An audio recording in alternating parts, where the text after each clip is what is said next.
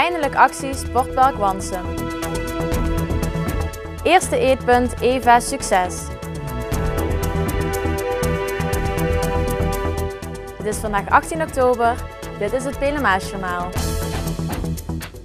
Het centrum van Venray is weer in de race voor een prijs. Dit keer is het Winkelhart genomineerd voor de beste openbare ruimte van het land. Voor het 4e jaar op rij organiseert het tijdschrift Stedelijk Interieur de award Beste Openbare Ruimte. Venray gaat de strijd aan met het centrum Palenstein in Zoetermeer en het Lange Voorhout in Den Haag. Deze top 3 is uitgenodigd om zich 15 november te presenteren aan de jury. Aan de hand van deze presentatieronde kiest de jury een winnaar. Er wordt gelet op de invulling en het ontwerp van de openbare ruimte. Ook kijkt de jury naar hoe verschillende partijen zoals bewoners en de winkeliers worden betrokken bij de plek. 12 december wordt de winnaar bekendgemaakt tijdens het Nationaal Openbare Ruimtecongres. De titelwinnaar krijgt een vermelding in het tijdschrift en een product dat in de beste openbare ruimte kan worden geplaatst. Aanstaande zaterdag gaat het weer gebeuren. Eindelijk is er weer actie op Sportpark de Broekberg in Wansum. Na een flinke vertraging als gevolg van bezwaarprocedures en andere regels kunnen vrijwilligers nu aan de slag om alles op te ruimen en te verplaatsen. Het ligt er nogal desolaat bij, het voormalige sportpark in Wansum. Lange tijd kon men niet vooruit omdat door bezwaarschriften en regeltjes er geen werkzaamheden konden plaatsvinden.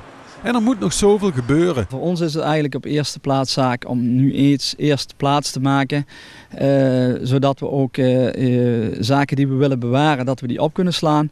En om ruimte te scheppen, dus met name voor het gebouw. En de aannemer die heeft wat werkruimte nodig. Om ook die ruimte vrij te kunnen maken. Er is in de afgelopen maanden toch al veel gebeurd. Zo vonden de oude dugouts een nieuwe plek in de tuin van kwikkerij Theo van de Heide.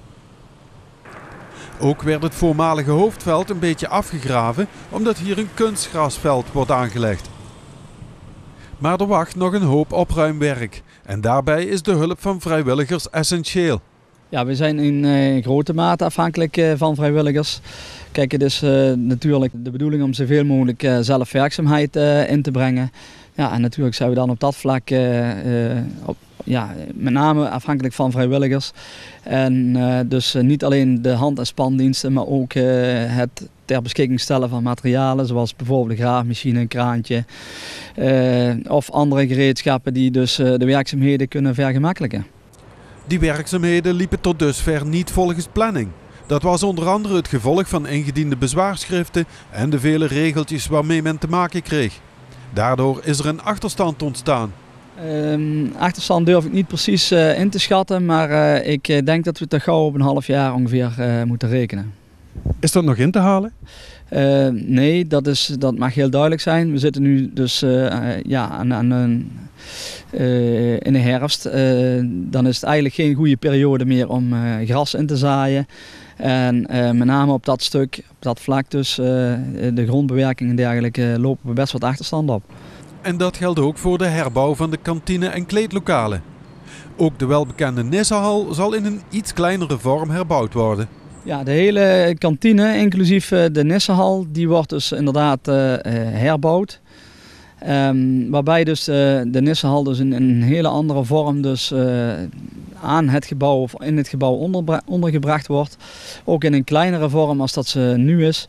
Maar denk wel als multifunctioneel ruimte heel goed te gebruiken. Zoals gezegd zal zaterdag getracht worden het terrein te ontdoen van rommel en de containers leeg te maken zodat deze verplaatst kunnen worden. Daarbij zijn een aantal vrijwilligers nodig. Ja, ik zou eigenlijk willen vragen, er is dus namens United dus een oproep gedaan voor een aantal vrijwilligers. Nou, diegenen die zich geroepen voelen om zaterdag een handje te komen helpen, graag even opgeven bij mij.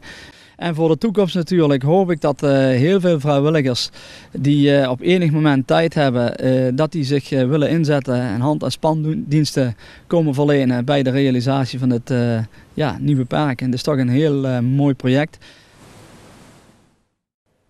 Gisteren was Sporthal de Wetteling in Venray omgetoverd tot een ware concertzaal. Hier vond het Sprookjesconcert plaats, waar veel kinderen uit Venray op afkwamen.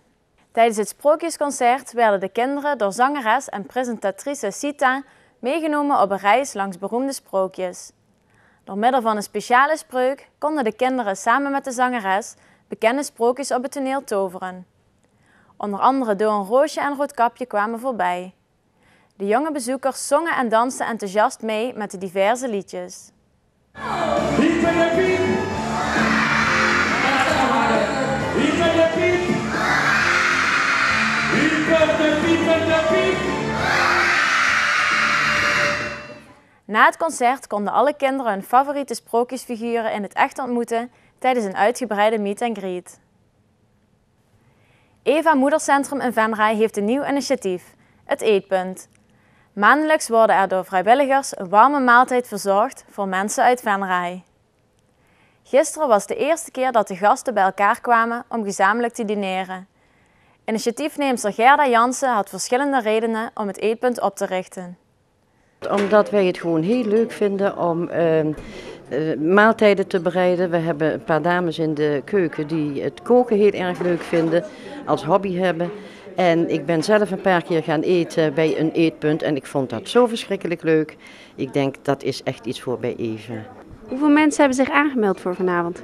Nou, wij kunnen dus maximaal 36 personen hebben en we hebben volle bak, 36 man komen er, man en vrouw. Want het is voor iedereen, het is niet puur alleen voor vrouwen, het is voor mannen en vrouwen. Elke maand staat een andere cultuur op het programma. Het eerste 3-gangen diner dat werd geserveerd was Italiaans. Het tweede eetpunt is op woensdag 21 november.